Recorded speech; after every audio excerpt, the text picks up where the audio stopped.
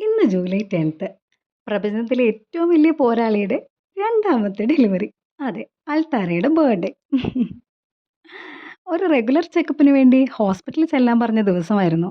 പക്ഷേ തലേ ദിവസം തന്നെ എനിക്കെന്തോ പെയിനും ഒരു അസ്വാഭാവികതയും ഒക്കെ തോന്നി. അതായത് കുഞ്ഞ് അമിതമായിട്ട് അനങ്ങുന്നു.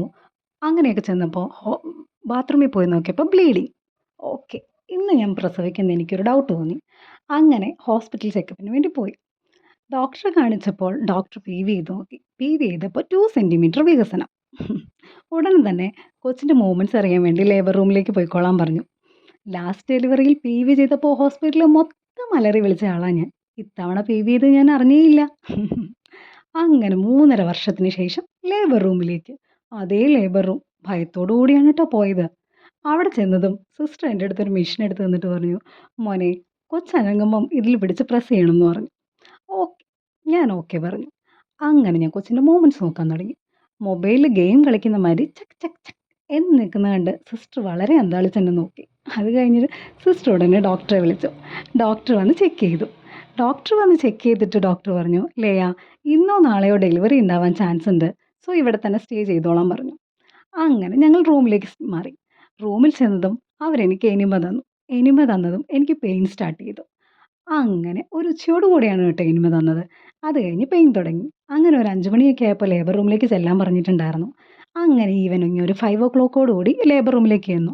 എനിക്ക് പറ്റാവുന്നതിൻ്റെ മാക്സിമം ഞാൻ പെയിൻ അടക്കി പിടിക്കാൻ ശ്രമിച്ചു. കാരണം എൻ്റെ കൂടെ എൻ്റെ മൂത്ത കുഞ്ഞുണ്ടായിരുന്നു. അവൻ ഞാൻ പെയിൻ എടുത്ത് കരയുന്നത് കാണരുതെന്ന് എനിക്ക് വലിയ ആഗ്രഹമായിരുന്നു. അതുകൊണ്ട് തന്നെ മാക്സിമം ഞാൻ എൻ്റെ പെയിൻ മൊത്തം അടക്കി പിടിച്ചിരുന്നു. അങ്ങനെ ലേബർ റൂമിലേക്ക്.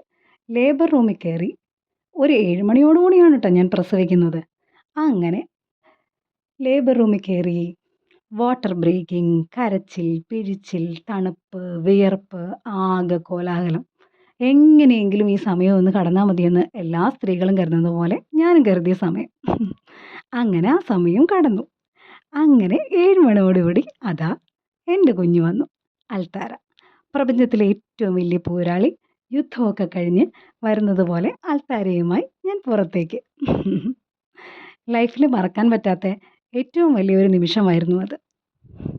എക്സൈറ്റ്മെൻറ്റ് മാത്രമല്ല കേട്ടോ, ഒരുപാട് നെർവസുമായിരുന്നു ഞാൻ. കാരണം രണ്ടാമത്തെ കുഞ്ഞിൻ്റെ വരവോടുകൂടി മൂത്ത കുഞ്ഞിൻ്റെ ഇമ്പോർട്ടൻസ് അത് എല്ലാവരുടെയും ഒരു കൺസേൺ ആണ്. ഈ സെയിം കൺസേൺ എനിക്കും ഉണ്ടായിരുന്നു. എങ്കിലും ഏറ്റവും നന്നായി ദൈവം ഈ ഒരു വർഷം ഞങ്ങളെ അനുഗ്രഹിച്ചു. ഏറ്റവും ബെറ്ററായി അവളുടെ മൈൽ സ്റ്റോൺസ് എല്ലാം അച്ചീവ് ചെയ്തു. ഹാപ്പി ബർത്ത്ഡേ കാത്തു baby. We love you lot ഉമ്മ.